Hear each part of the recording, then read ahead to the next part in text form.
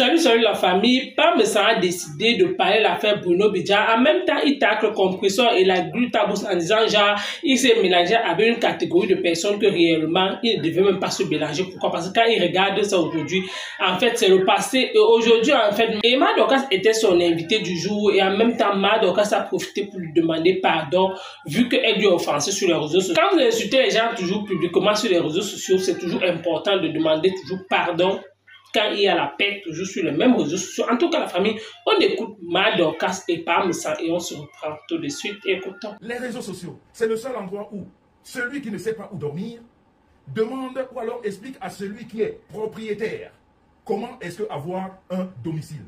Comment on appelle? Un chômeur, en gros, va demander à un PTT, va travailler. On ne trouve ça que dans les réseaux sociaux.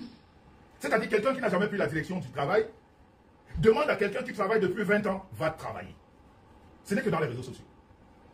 Donc, vous devez comprendre que ce soir, le niveau est très élevé. Il faut porter son cerveau avec et venir ici. Si on n'a pas le cerveau, on se met de côté.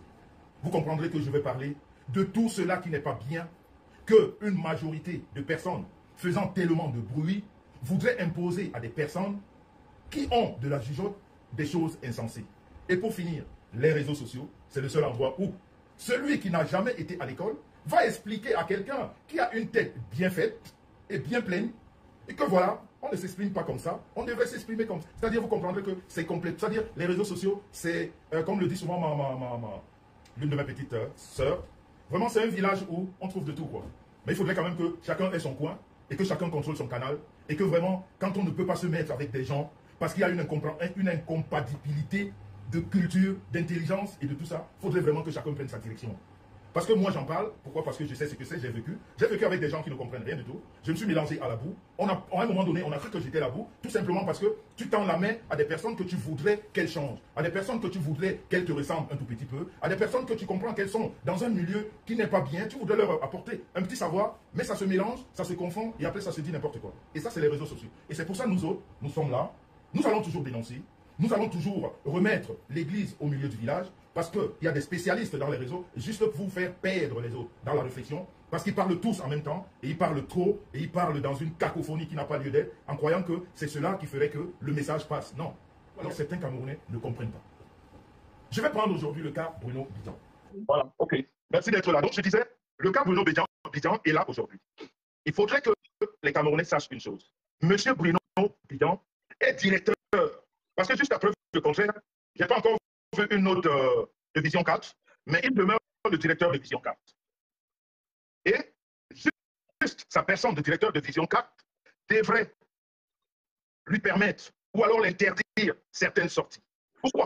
Vous allez me poser la question. Pourquoi? Tout simplement parce que le président fondateur de Vision 4, celui-là même qui a créé Vision 4, il a toujours dit Vision 4 est la chaîne qui accompagne les projets du gouvernement. Je ne sais pas si on se fait comprendre. Ouais. Vision 4 est une chaîne qui accompagne la politique du gouvernement. Ça veut dire qu'en quelque sorte, on peut dire que Vision 4, c'est le petit frère de la CRTV. Donc il faut que les Camerounais comprennent quelquefois. Vision 4, c'est le petit frère de la CRTV. Vous ne verrez pas M. Charles Ndongo faire des sorties à bracadabrante contre le gouvernement. Non, même s'il prend la parole, il la prendra, mais de façon vraiment tacite, en disant des choses vraiment avec beaucoup de... Voilà. Mais M. Bidjan, je crois qu'à un moment donné, il s'est oublié. Et ça, c'est grave pour quelqu'un qui a des grandes responsabilités, parce que diriger une chaîne de télévision, ce n'est pas une petite responsabilité.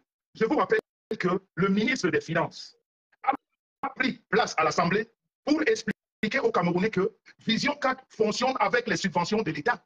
Le ministre des Finances a été à l'Assemblée pour expliquer pourquoi l'État finance Vision 4. Donc Vision 4, en quelque sorte, vous devez savoir que c'est une chaîne d'État. Vision 4 est financée par l'argent du contribuable, un peu comme la CRTV. Ce qui fait que ceux qui sont les dirigeants de Vision 4 ne peuvent pas, entre parenthèses, parler comme si, vous me raccordez, sont les dirigeants, par exemple, des Kinox. Parce qu'on connaît bien, on sait très bien ce que c'est que les Kinox. Donc, M. Bruno Bidjan, en sa qualité de directeur, et de deux, en sa qualité de quelqu'un qui est seulement, je dis bien, seulement en liberté provisoire, devrait avoir une réserve dans toutes ses prises de parole. Parce que quand ce monsieur est parti de Colombie, on ne lui a jamais dit qu'il était relaxé, pur et simple. monsieur était toujours là en attendant éventuellement une convocation de la justice parce que son cas auprès de la justice camerounaise est toujours pendant. Les enjeux de Zogo ne sont pas finis. C'est toutes ces choses qu'on pourrait lui reprocher, je dis bien on pourrait. Ouais. Il avait vraiment pour quelqu'un d'intelligent d'avoir beaucoup de retenue dans les affaires du Cameroun. Parce que, vous savez, dans notre pays, tout est politisé. Ou alors la majorité de ce que nous faisons est politisé. Et encore, quand c'est les hommes dans les affaires qui commencent à se retourner contre leur propre chef, ça fait désordre. Il faudrait se comprendre. Ça fait vraiment désordre. Moi, ça me dérange de voir un jeune comme ça, qui a plein d'avenir. J'apprends même que sa femme serait enceinte, de se retrouver dans de telles situations. Mais en même temps, quand on a des responsabilités, il faudrait savoir ce qu'on fait, il faudrait savoir ce qu'on dit. Au jour d'aujourd'hui, je crois que toutes ces personnes qui ont pris la parole sur la toile, je dis bien toutes ces personnes qui ont pris la parole sur la toile, il n'y a personne qui peut nous dire aujourd'hui exactement pourquoi ce monsieur a été interpellé. Parce que la justice, notre justice, elle est secrète. Et vous devez savoir que derrière chaque interpellation au Cameroun, il y a une enquête ouverte. On ne fait pas des interpellations comme ça. On se lève le matin, on va interpeller. Non. Quand on interpelle quelqu'un, une enquête est déjà ouverte. Notre justice fonctionne comme ça. C'est ça notre justice. C'est pour ça qu'on la respecte comme ça. Elle t'interpelle parce qu'elle a un dossier sur toi. Elle ne t'interpelle pas parce que tu t'appelles Monsieur Bizarre. Non. Sinon que je vois les blogueurs et les blogueuses et beaucoup d'autres personnes sortir. Pourquoi on interpelle ce monsieur parce qu'il parle de la vie chère? Combien de personnes ont parlé de la vie chère au Cameroun? Combien de personnes ont parlé de la hausse de carburant et qui continuent à en parler? Pourquoi on ne les interpelle pas? On ne peut pas interpeller parce que tu parles de la hausse. On t'interpelle ou alors on peut t'interpeller parce que tu demandes au soulèvement. Et la loi du Cameroun interdit ça. La loi du Cameroun interdit à tout citoyen camerounais de demander le soulèvement de la population. Donc, à un moment donné, il ne faudrait pas qu'on se perde dans cette liberté de prendre la parole sur la toile, de dire chacun ce qu'il a envie de dire. Et puis, justice du Cameroun, quand il vous interpelle, ça veut dire que vous reproche des choses. Vous vous rappelez,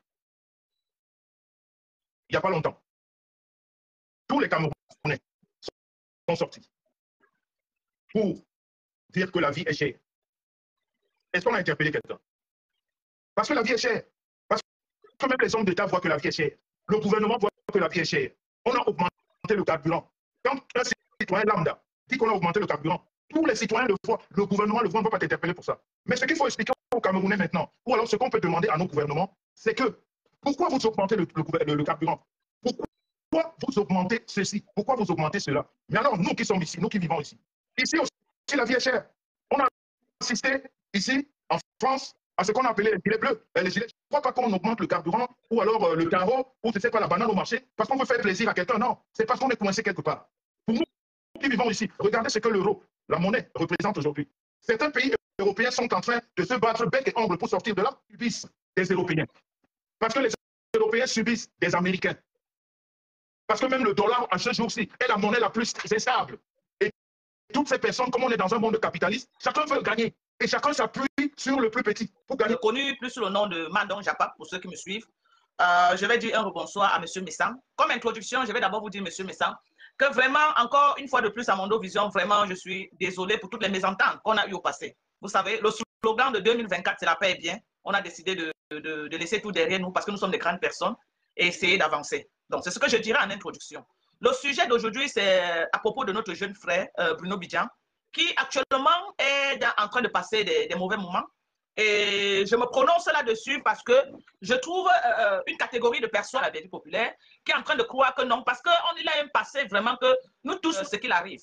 Donc moi, je suis donc sorti pour dire non, on ne peut pas dire, on ne tire pas sur l'ambulance. On ne peut pas dire qu'il mérite sur tout ce qui arrive parce que nous sommes tous pécheurs et la personne qui peut dire qu'il est saint n'existe pas. Une personne se lève et vous jette à la verdure populaire et il y a ceux-là qui n'ont pas la matière grise de pouvoir discerner le bon du mal, le vrai du faux. Et puis, ton image peut se retrouver en train d'être traînée. On dit beaucoup de Bruno Bidjan, ok? Mais il n'y a pas de preuves. Jusqu'ici, il n'y a personne qui a amené une preuve pour dire que voilà les preuves de ce qu'on est en train de dire. Donc, je mets tous ces dits-là entre guillemets. Parce que la dénonciation n'est pas interdite.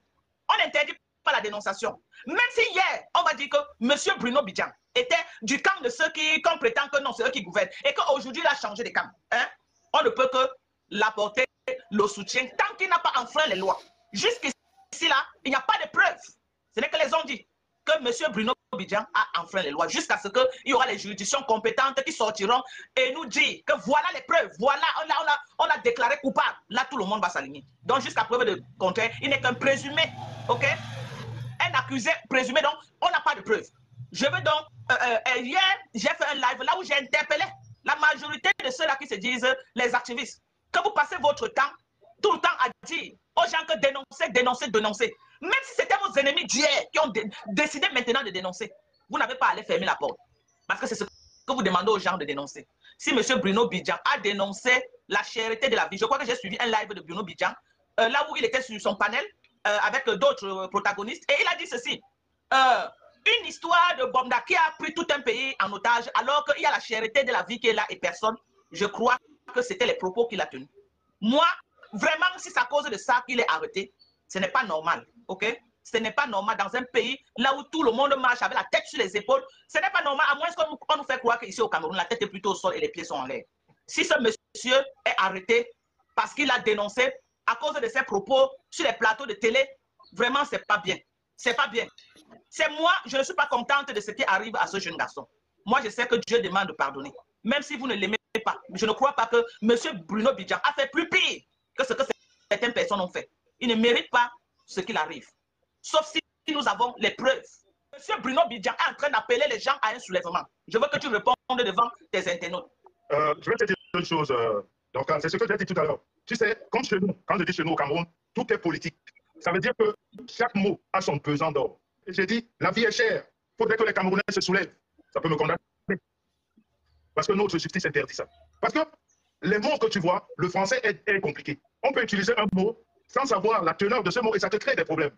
Donc, essaye de bien réécouter ce monsieur et tu fais une analyse de ces mots et tu comprendras si c'est pour ça qu'il a fauté ou pas. Mais moi, je continue à dire que la justice camerounaise ne s'est pas encore prononcée. Mais une chose est sûre, quand la justice t'interpelle, c'est parce qu'il y a une enquête.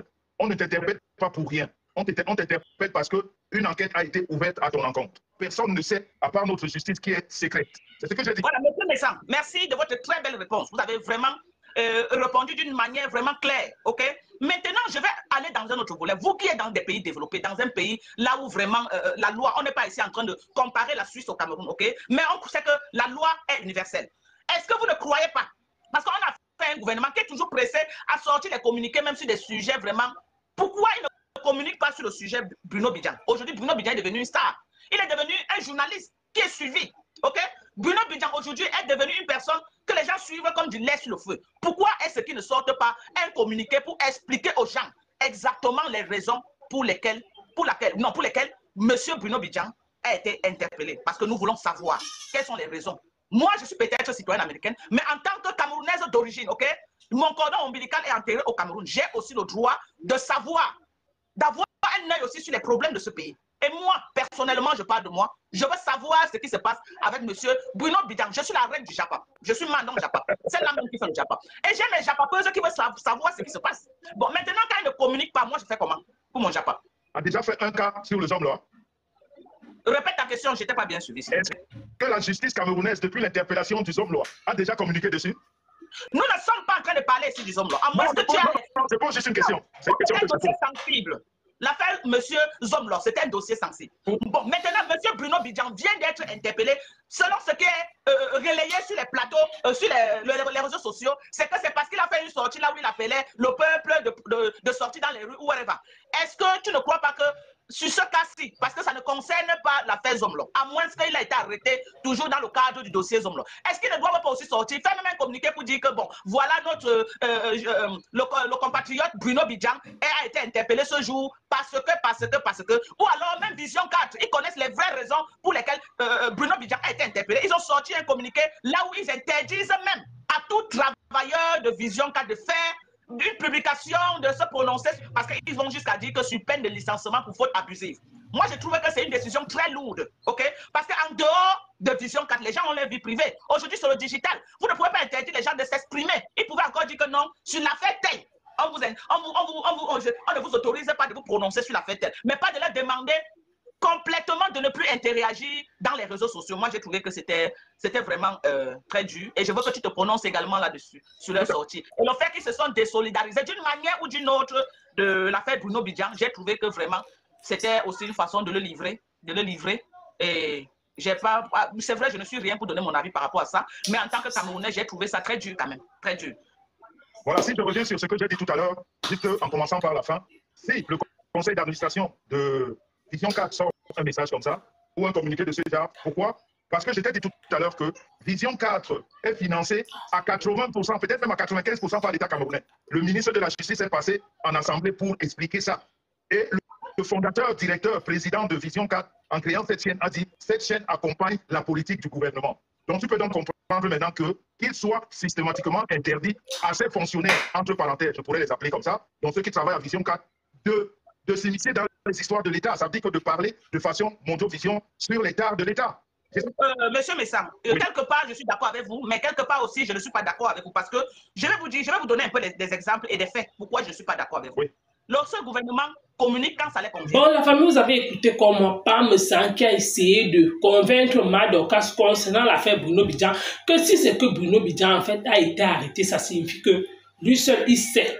Pourquoi? Parce que jusqu'à preuve de contraire, on ne connaît pas. Les gens vont beau vociférer sur les réseaux sociaux, les gens vont beau parler, mais personne ne connaît réellement pourquoi il a été arrêté. Beaucoup d'autres gens disent que oh, c'est parce qu'il a appelé au soulèvement de la population camerounaise, que vu que le coût de vie devient cher, ce sont eux qui doivent manifester. Donc, tantôt on dit que oh, sur l'affaire Martinez, Zogo et Brian Fombo. Donc, tout ça, personne ne connaît réellement pourquoi Bruno Bidjan a été arrêté. Mais ce qui est sûr, tôt ou tard, et certain, l'État ne convoque pas ou alors n'interpelle pas quelqu'un pour rien. Ce qui est sûr, il y a toujours les motifs fondés. Donc, quelqu'un ne peut pas carrément peut-être dire que nous tous on voit comment le coût de vie devient cher, on voit peut-être comment Eneo coupe le courant. Peut-être si quelqu'un peut-être dit que non, c'est peut-être à vous de parler, peut-être que prendre votre destin en main. Ce n'est pas pour autant, ou alors ce n'est pas peut-être parce qu'il a parlé de ça que non, on lui a peut-être interpellé, peut-être il y avait ces dossiers au frais. En tout cas, la famille, vous avez écouté comme moi, Pam San et Madokas. Merci encore, à bientôt pour une prochaine vidéo.